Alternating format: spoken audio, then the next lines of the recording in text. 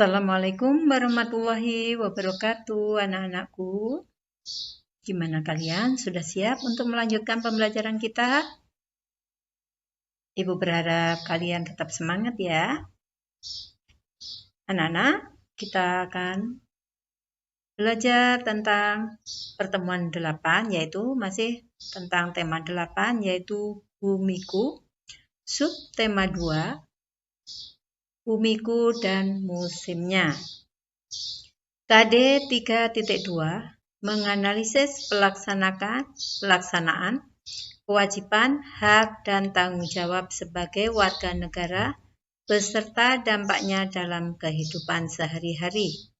Tujuan pembelajarannya yaitu dengan mendiskusikan pasal 29 ayat 2, siswa memahami hak dan kewajiban warga negara untuk hidup layak. Anak-anak, kita melanjutkan materi yang kemarin, masih hak dan kewajiban terhadap bumi untuk kelangsungan hidup. Kemarin kita sudah mempelajari hak kita terhadap hutan dan sekarang kita mempelajari hak tentang sumber daya alam yang lainnya. Hak yang kita peroleh yaitu bebas menggunakan sumber daya alam yang kita miliki. 2. Bebas merasakan hasil dari sumber daya alam yang ada. 3. Memperoleh keadilan dalam pemanfaatan sumber daya alam. 4. Mendapat hak untuk mengelola SDA. Kemarin di pertemuan ke-7 kita sudah mempelajari hak kita tentang hutan. Nah, sekarang ini adalah hak-hak yang lain tentang sumber daya alam. Lalu kewajiban yang perlu kita laksanakan antara lain mendaur ulang, recycle atau melestarikan sumber daya alam yang sudah kita gunakan seperti menanam kembali pohon yang sudah ditebang. 2. Menjaga ketersediaan tidak boros dalam menggunakan sumber daya alam. 3. Menjaga serta merawat agar tetap ada dan bertambah banyak, bukan malah merusaknya. Kemudian, dampak jika hak dan kewajiban terhadap bumi tidak dilaksanakan. Terjadi bencana alam. Beberapa bencana alam yang terjadi akibat tidak menjaga kelestarian lingkungan dengan baik adalah banjir dan tanah longsor, serta mengakibatkan pencemaran tanah. Kedua bencana ini sering terjadi ketika manusia sengaja menebang pepohonan yang ada di daerah hutan ataupun lereng gunung. Anak-anak, kalian semua sudah tahu tentang bencana alam.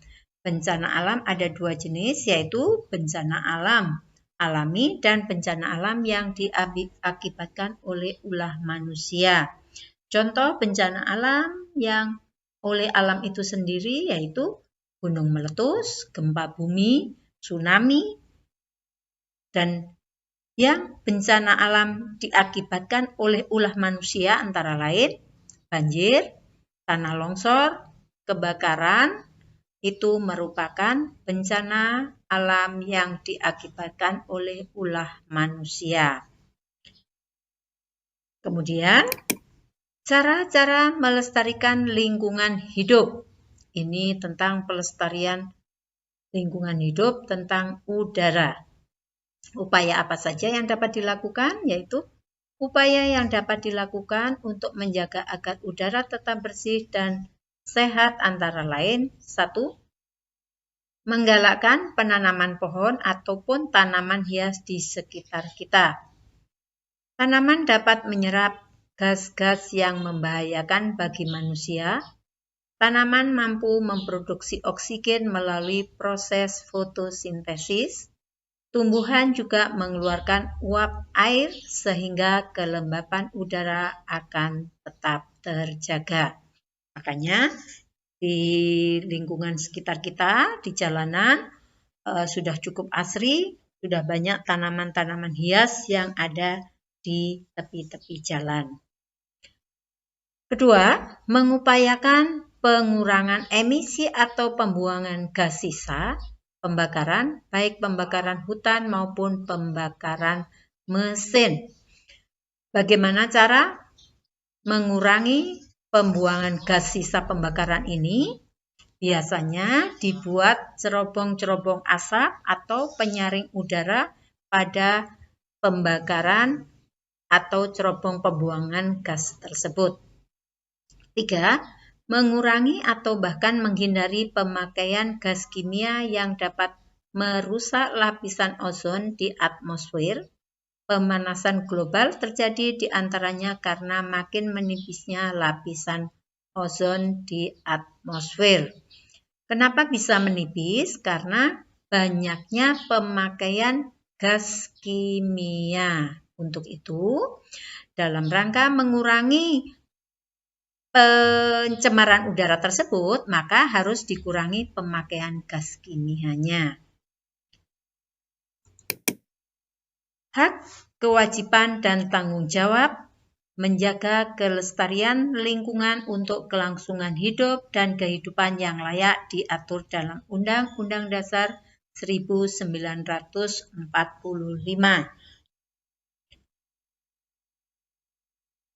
Mendapatkan kehidupan yang layak tercantum dalam Undang-Undang Dasar 1945.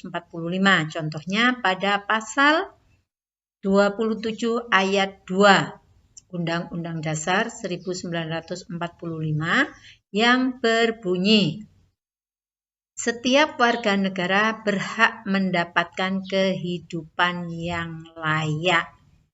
Ini adalah bunyi pasal 27 ayat 2. Selain itu juga ada negara harus menyediakan lapangan pekerjaan bagi warganya.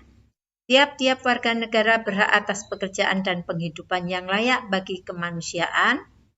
Kehidupan yang layak tidak akan terjadi jika tidak ada kerjasama antara negara dan warganya.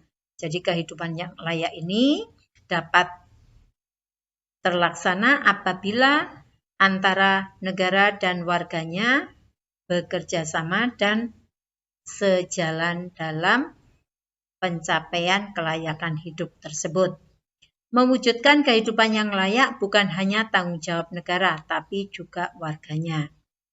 Hak dan kewajiban warga negara juga terdapat pada Undang-Undang Dasar 1945 pasal 29 dan ayat 1 dan ayat 2, yaitu bunyi pasal 29 Undang-Undang Dasar 1945 adalah ayat 1, negara berdasar atas ketuhanan yang Maha Esa. Ini adalah hak setiap warga negara. Ayat 2 berbunyi, negara menjamin kemerdekaan tiap-tiap penduduk untuk memeluk agama masing-masing dan untuk beribadat menurut agamanya dan kepercayaannya. Hal ini adalah hak-hak warga negara yang diatur pada Undang-Undang Dasar 1945, yang mana dengan Undang-Undang Dasar ini, maka setiap warga negara mempunyai kebebasan dalam beribadah, mempunyai hak dalam kehidupan untuk mencapai kehidupan yang layak.